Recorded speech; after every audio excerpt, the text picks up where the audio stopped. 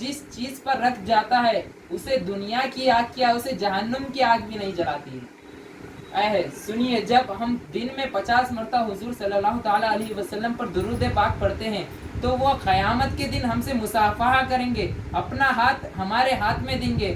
تو سوچئے کہ جس روٹی کو دنیا کی آگ نے نہیں جلا اور قیامت کے دن جہنم کی آگ نے نہیں جلا تو ہم کو کیسے جلائے گی۔ ایک مرتبہ موسیٰ علیہ السلام کے زمانے میں ایک شخص تھا جو پیدائشی سے لے کر مرنے تک گناہ ہی گناہ کرتا رہا۔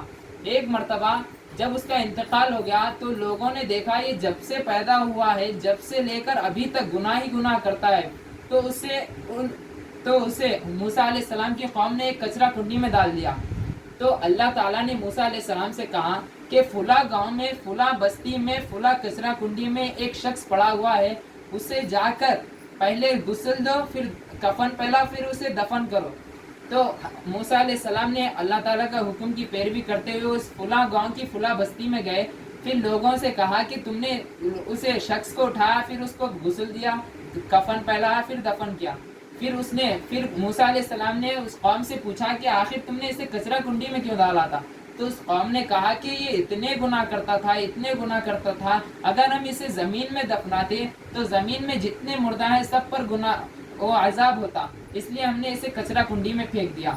تو موسیٰ علیہ السلام نے وہ قوم کی بات سن کر اللہ تعالیٰ سے کہا کہ اے اللہ، یہ ماجرا کیا ہے؟ تو نے کہا وہ تیرا نیک بندہ ہے، اسے جا کر غسل دو، کفن پہلاؤ، دفن کرو، لیکن لوگ کہتے ہیں وہ اتنا گناہ گار ہے۔ تو اللہ نے فرمایا کہ میں نے تم پر توریت نازل کی ہے اور اس میں آخر الزماں یعنی حضور صلی اللہ تعالیٰ علیہ وسلم کا نام ذکر کیا ہے کہ آخر زمانے میں ہمارے حضور صلی اللہ تعالیٰ علیہ وسلم آئیں گے۔ تو اس شخص نے توریت میں حضور کا نام پڑھ لیا تو میں اس کی اس بات سے خوش ہو کر اس کی مغفرت کر دی۔ کتنی اچھی بات ہے کہ ہم بھی درود شریف پڑھتے رہیں۔ اور حضور صلی اللہ تعالیٰ علیہ وسلم کا جو واقعہ سنا حضرت عائشہ رضی اللہ تعالیٰ عنہا کا کہ حضور جس چیز پر اپنا ہاتھ رکھ دیتے ہیں اسے دنیا کی آگ کیا جہنم کی آگ بھی نہیں جلاتی ہے، تو ہمیں اس مسافے یعنی دن میں 50 مرتبہ درود پاک کی پڑھنے کی نظر کرتے ہوئے درود پاک پڑھنا چاہیے۔ تو خود اللہ تعالیٰ قرآن میں فرماتا ہے کہ میں اور میرے فرشتے حضور پر درود پاک پڑھتے ہیں، اور اے ایمان والو تم بھی حضور پر درود پاک پڑھو۔